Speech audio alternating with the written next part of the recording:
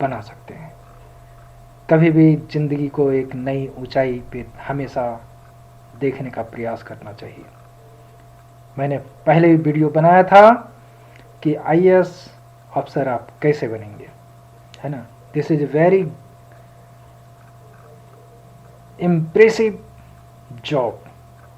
इससे जॉब हिंदुस्तान में और कोई दूसरा नहीं है। तो इसलिए मैं आप लोगों से ये शेयर करना चाहता हूँ नोटिफिकेशन क्या है और इसकी क्राइटेरिया क्या क्या है, इसका फुल डिटेल। तो हमारे वीडियो के साथ आप बने रहेंगे आशा करता हूँ। और एक आप लोगों से रिक्वेस्ट है कि आप वीडियो को लाइक करें, सब्सक्राइब करें और शेयर करें, कि जिससे कि मैक्सिमम पर्सन को इसका लाभ मिल सके। Okay, let's start now.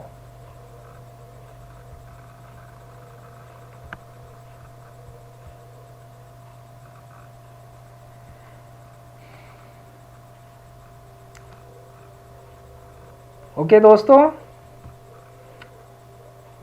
कभी भी जिंदगी में एक बड़ा सपना देखना चाहिए। जितना लंबा आप सपना देखेंगे आप उतना ही सफल होंगे। कभी भी छोटा सपना मत देखिए, जिंदगी बहुत बड़ी है ना। तो big dream for a big steps, है ना। तो आईएएस बनने के लिए आईएएस के जो एग्जाम होते हैं वो 3 स्टेप्स में होते हैं: प्रीलिम, मेंस, इंटरव्यू। और इंटरव्यू के आपके पास फाइनल रिजल्ट आएंगे और आप आईएएस ऑफिसर बन जाएंगे। ओके, अब हम देखते हैं कि गवर्नमेंट ऑफ इंडिया ने क्या नोटिफिकेशन में दिए हुए हैं। नोटिफिकेशन डेट जो है जो इश्यू किए गए हैं वो 2 फ़रवरी को किए गए हैं और फॉर्म भरने का अंतिम डेट है 22 फ़रवरी।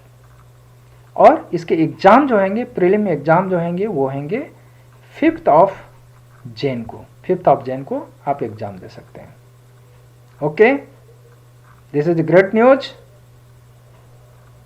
है ना। Be happy. अब आता है हाउ टू अप्लाई। आप अप्लाई कैसे करेंगे? आप सिंपल सा अप्लाई करने के बहुत सिंपल मेथड है।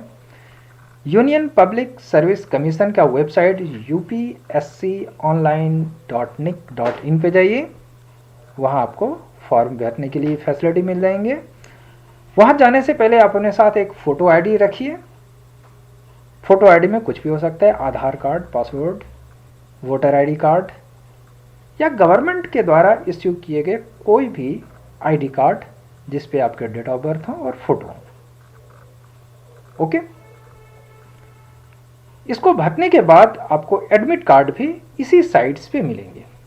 ये आप एग्ज़ाम से 1 सप्ताह पहले डाउनलोड कर सकते हैं।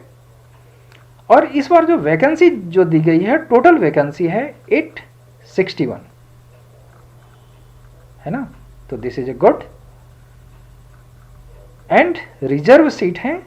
रिजर्व जो है जो रखे गए हैं, रिजर्व का मतलब कैटेगरी से नहीं है, रिजर्व का मतलब है एक्स्ट्रा सीट रखे जाते हैं जो कि किसी कारण से अगर खाली होते हैं तो उसमें इस पे भरे जाते हैं।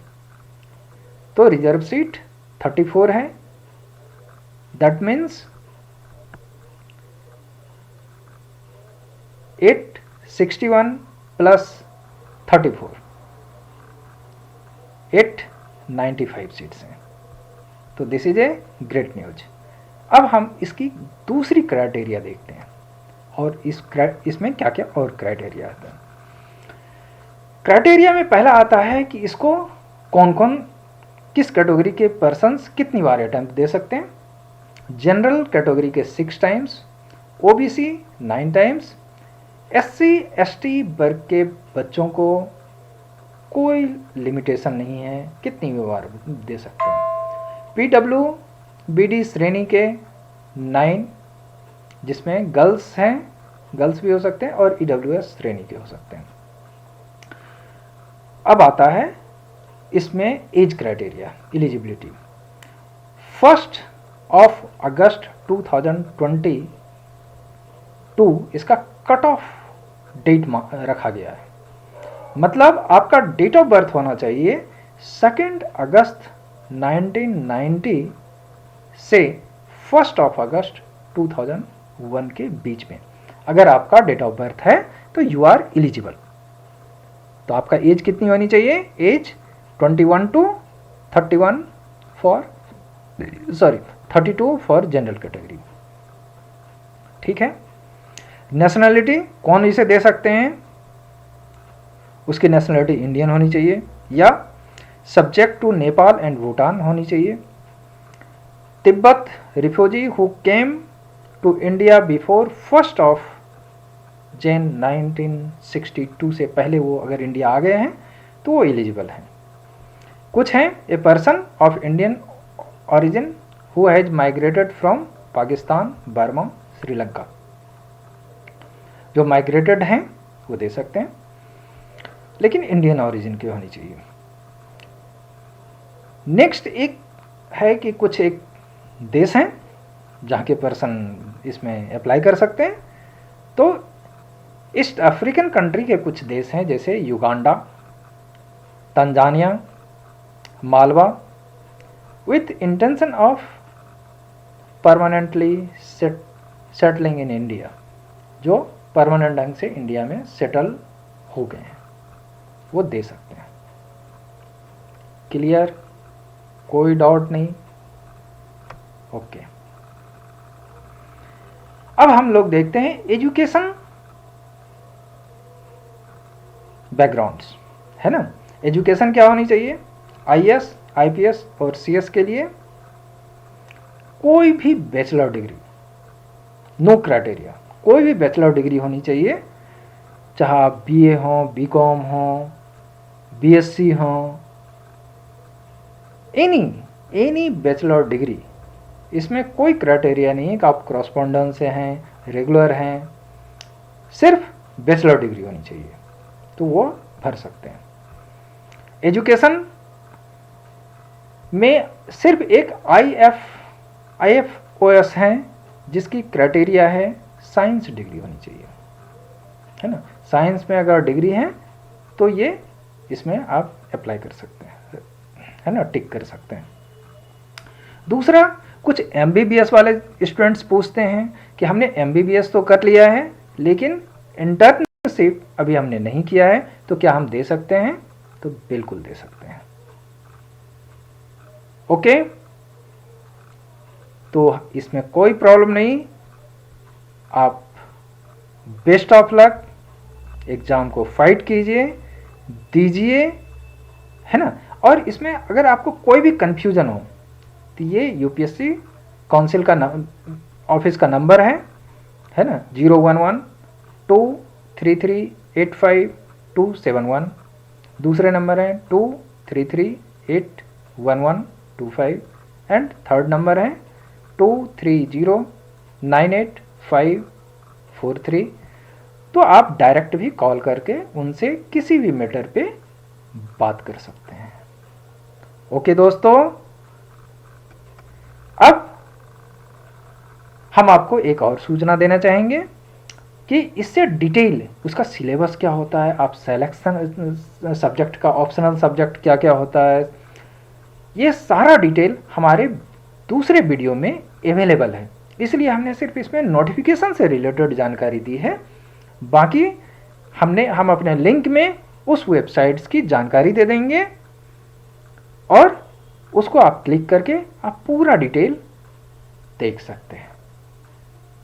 ओके, थैंक यू और बेस्ट ऑफ लक। आप एग्जाम में सफल होइए। और एक और आपको सूचना देना चाहूँगा कि इसमें जो है लगभग 10 से 11 लाख बच्चे इसमें अटेम्प्ट करते हैं, फॉर्म भरते हैं, लेकिन मैक्सिमम 50% तो बिना प्रीलिम एग्ज़ाम दिए ही छोड़ देते हैं, क्योंकि वो सिर्फ फीस 100 रुपये है, आसानी से भर देते हैं, लेकिन फिर जब वो देखते हैं कि हमें इसकी तैयारी करनी होगी तो वो छोड़ देते हैं। लेकिन मेरी आप लोगों से एडवाइस है कि आप इसे एग्ज़ाम को फाइट कीजिए, और बहुत ही आसान एग्ज़ाम है, आप इसे कर सकते हैं। कौन कहता है आसमान में सुराग नहीं हो सकता, एक पत्थर तो तबीयत से उछालो यारो। Thank you. और एक बार और रिक्वेस्ट करना चाहूँगा, आप मेरी वीडियो को लाइक करें, सब्सक्राइब करें और शेयर करें, जिससे कि हमारे द्वारा दिए गए कोई भी वीडियो आपके पास आसानी से पहुंच जाए और इसे दूसरे भी वंचित ना रहें। ओके दोस्तों, thank you once again, bye bye.